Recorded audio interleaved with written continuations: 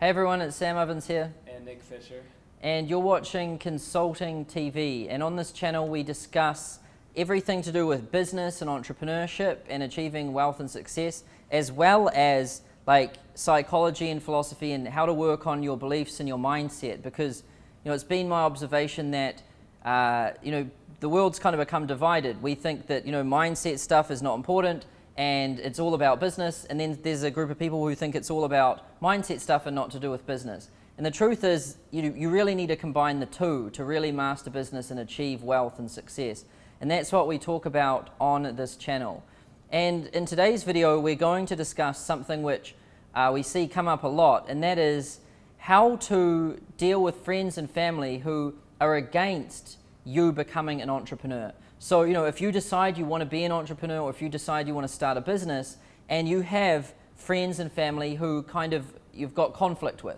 They don't believe that your idea is right, or they don't think you can do it, or or maybe it's not even friends and family. Maybe it's just random people who are commenting on your stuff and thinking that you can't do it.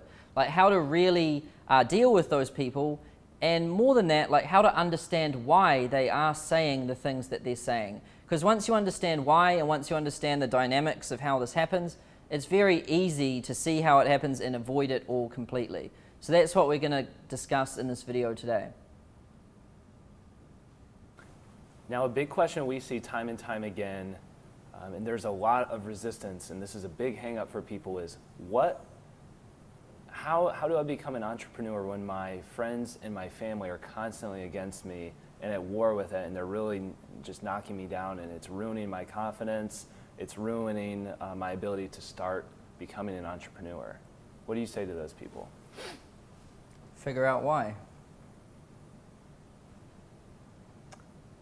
Figure out why. Why are they against you? So they would go back and you would tell them to say, hey, why are you against me? And just ask that question and open the discussion and see what happens? Yeah, like see what their reasoning is. Like, and if it's important to understand why for almost everything. And I always wondered why is everyone against me? Like I'd been at university, then I'd been at a corporate job. I decided to quit, moved back home into my parents' garage, and they're like, you have to finish your degree. They're like, now you're a dropout. And they were like, what if your business doesn't work? Like 9 out of 10 businesses fail, and like what if you don't get your hopes up too much? And like I was like, man, how much other stuff is going to be against me? Like my girlfriend at the time, she was like, well, no one like we know in our entire family has ever like dropped out of college. Like, I don't know if my parents will even agree with like your decision. I was like, man, where does all this come from? Like, I was like, maybe I am wrong, but like, can't you at least wait until you see if I am or not? Like, how can you predict what's going to happen in the future? And so it took me a while to understand why. And I would encourage people to just ask people and hear their reasoning, and like just write it down. Like write down why people think that you shouldn't do it, and then when you start to see that, and when you start to see how like their reasons, then it becomes really clear. And it's because people, when they decide to become an entrepreneur and start a business, they adopt a different belief system. It's like it really is just like changing a religion or changing a political party. Like if you were always interested, if your whole family believed in Trump, it's like becoming interested in Hillary. Or if your whole family believed in Hillary, it's like becoming interested in Trump. Like of course they're all going to be against you because your belief contradicts their belief. And so most people, their belief is that the right way to live is to go to school, go to college, and then get a job, and then work in your job and save, and then buy a house, and then get married, and then retire someday, and then die. Like that's what most people think that like life is supposed to be. This like that's how you live life. And if you go against that, then it's really like having clashing religions or clashing political preferences. Like your belief contradicts their belief, and when two beliefs contradict, then the only way they can validate each other is by like by saying one's wrong or one's right. And so it's really important to just understand why. Yeah. And then when you understand why, it becomes really clear, and then you just don't get into the arguments anymore, and you just leave it alone. Like when I decided to become an entrepreneur, I would always preach to my family that they should all be entrepreneurs, and being an entrepreneur was the right way to be, and that everyone who wasn't an entrepreneur was wrong, right? Because I was like, this is the right way, I've found it. Completely to the other side at that point. Yeah, because I needed people to be with me because I didn't have enough confidence in myself to stand alone. And so, I would try and convert my friends. Everyone I talked to, I'd try and have these conversations with, and they would often be conversations which ended up in arguments. Because, it was like, who's right, who's wrong? And then when I really understood it all, I was like, why don't I just leave it alone? I can be their friend, I can still be a member of their family, and I can do what I want. I can start my own business, be an entrepreneur, but I shouldn't attack them for having a job. And if I don't do anything, then probably they won't do anything, and we just don't talk about it. So I learned to only talk to entrepreneurship and business with business people. And I would talk about normal things with normal people, if we call them that. Yeah. And so, when I went out with my friends, we'd just talk about normal stuff. We would never talk about business. And still to this day, if my friends call me or we hang out, it's just normal conversation. I never talk about business at all. If someone's really interested in talking about business, I'll tell it to them, but I don't force it down anyone's throats.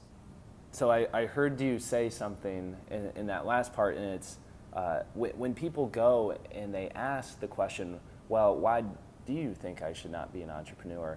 Oftentimes, people regurgitate that stat they've heard, 9 out of 10 businesses fail. And for some family members, they just don't want to see you go through the pain because they know that that's the common stat. What would you say to those people who face that challenge? They're like, well, 9 out of 10 businesses fail. What are you supposed to say to your parents who question that and just want to save you from getting hurt? I'd just say, but how do you know mine's not that one?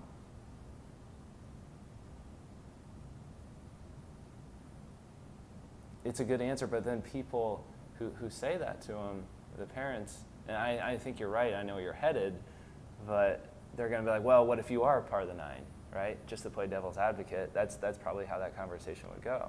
Yeah, but then you'd say, well, why don't you believe in me that I could be that one? People, when they see numbers like that, and they think that those numbers exist that way because 9 out of 10 people try really hard. And the truth is that most of those 9, they never did anything. In my experience, everyone who tries hard enough is successful. And the other people never really tried. So it's a statistic which doesn't mean anything, which it's just been falsely analyzed. You see 9 out of 10, you think that 9 Richard Bransons stepped up to the plate, tried to do it, and failed. It's like 9 people never even tried more than 1 month, and then the other guy, he just stuck to it. I think anyone can be successful in business if they just stick to it long enough and try.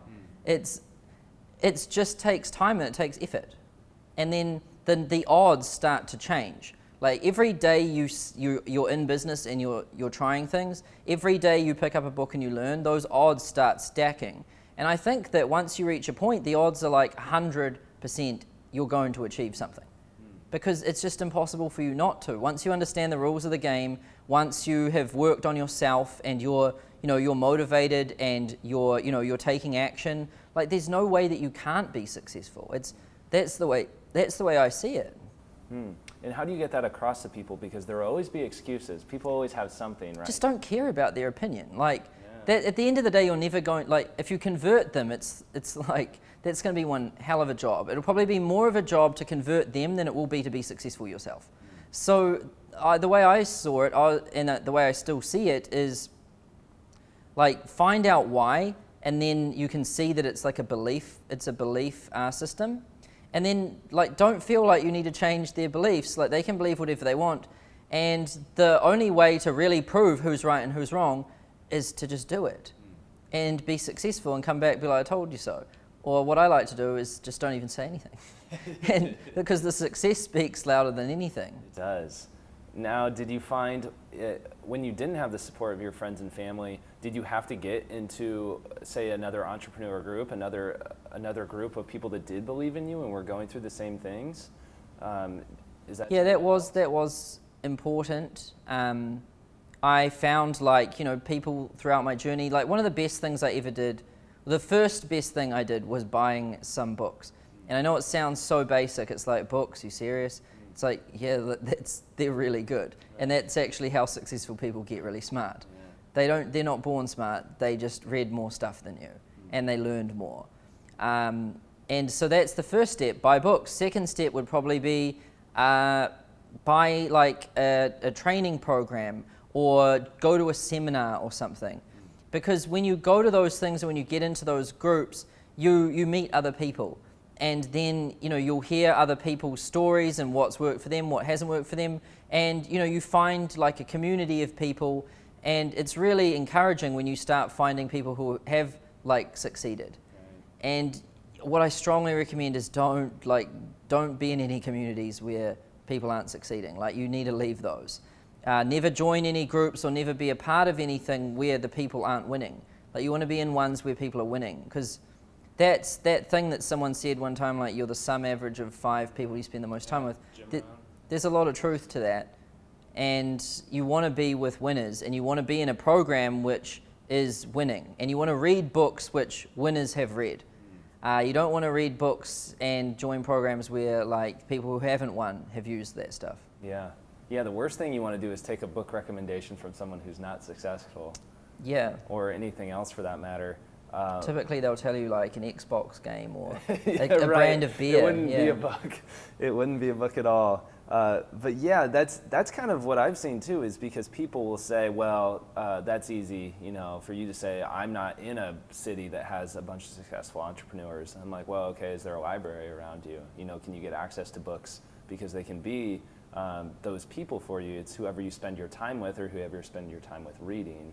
And that's why to supplement it. And obviously, like, live events, I think, are probably better to some degree, but certainly most successful people are generally well-read. There are exceptions, but I would say that's been the Readers are the leaders. case. Readers are leaders. Mm. Where'd that come from? I have no idea. Yeah, yeah, it's a good one. I do like that.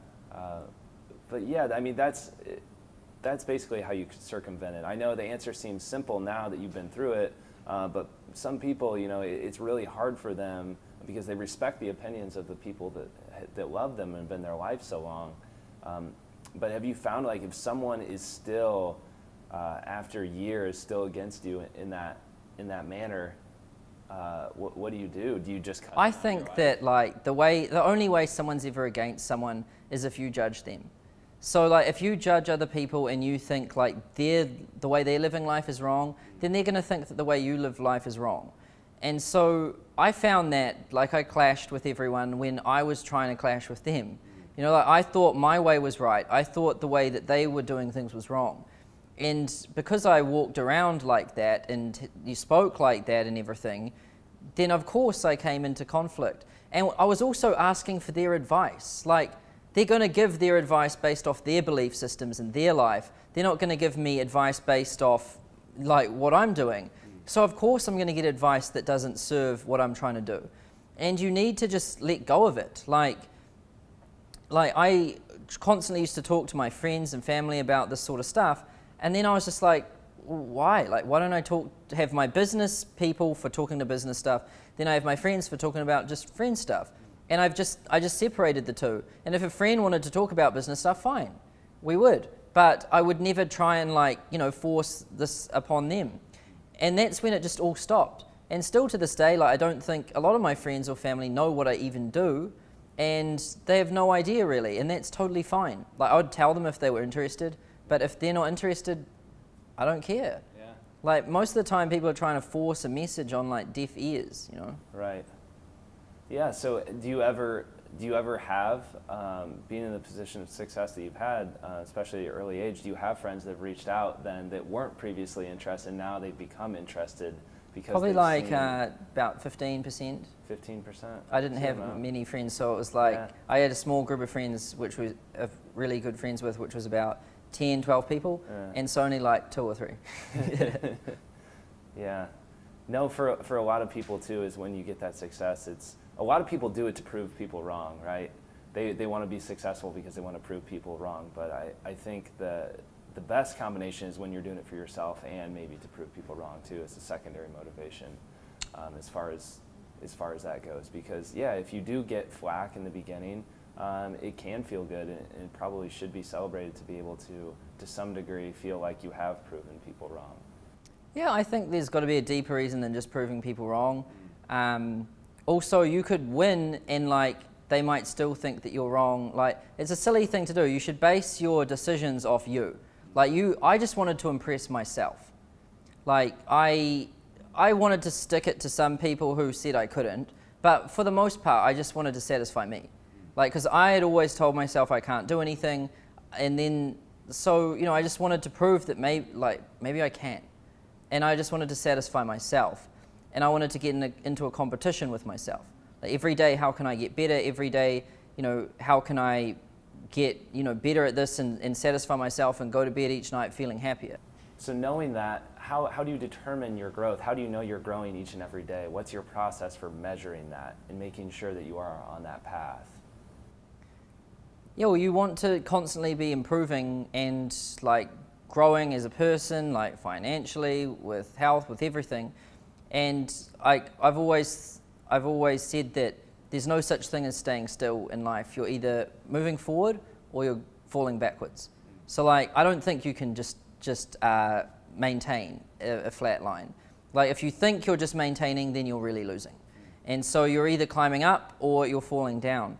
And so, you've got to have something to chase. Like you've got to have a carrot in front of, on a stick in front of you at all times. And I like to just put that as a better version of me. So like I'm always chasing me in 1 year, me in 3 years, me in 10 years, and I'm chasing that, and I'm trying to become that person. And when you set out to make those targets, I know that you said you re-examine yourself each and every day, and that's kind of how you look at it. You look at your vision board, you see what your goals are, and then you kind of adjust accordingly.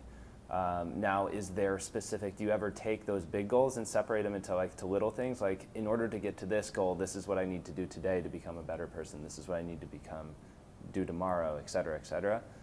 Yeah, I mean, the main thing is that you set like some sort of vision. Like, this is where I want to be in 1 year. This is where I want to be in 5 years and whatever. And then you want to kind of break that out into months, and then you can break it out into weeks, and then you can break it into days. And I mean, one thing I've always said is that you can have a bad day, but you can never have a bad week. And so, sometimes you fall off, sometimes you might break your habits and stuff, but it's all about the average. It's all about the consistency. And provided your weeks are all on track, and provided your months are on track, then you should always become the person which you're aiming for. You've just got to make sure that you don't ever have more than one bad day. Right. Yeah, because that can snowball pretty quick. 1 day becomes 2, 2 days becomes a week becomes a month becomes a year. Just like that, it's gone. Yeah. Interesting. So kind of any last summary for people who are still dealing with family issues and need to let go? What would be the first thing you would consider? Ask them why, and don't attack. Just ask why. A lot of the time, people who voice a concern, they just want to be heard. So I'd listen to them, and I'd just write it down, and then I would analyze it and look at, why are these people saying this?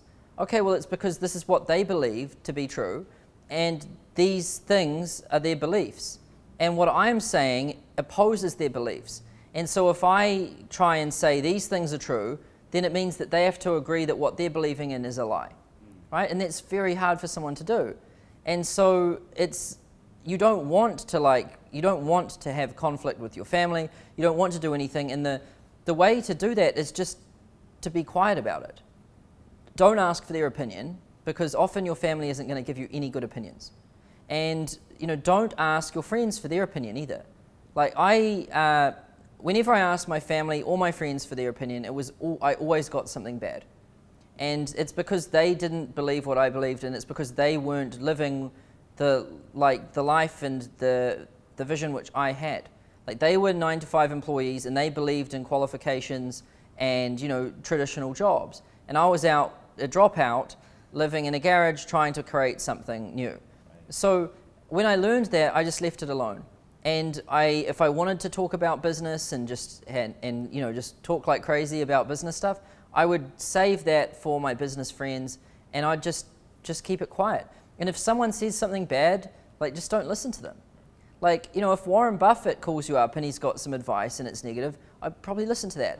But if some random person who doesn't know anything, or most importantly, if some broke person has some advice and they think you're wrong, don't listen to them. Like, listen to people who are very successful and very wealthy, but don't listen to people who are where you're at or worse, below, because their advice is really what you should go against, not what you should listen to.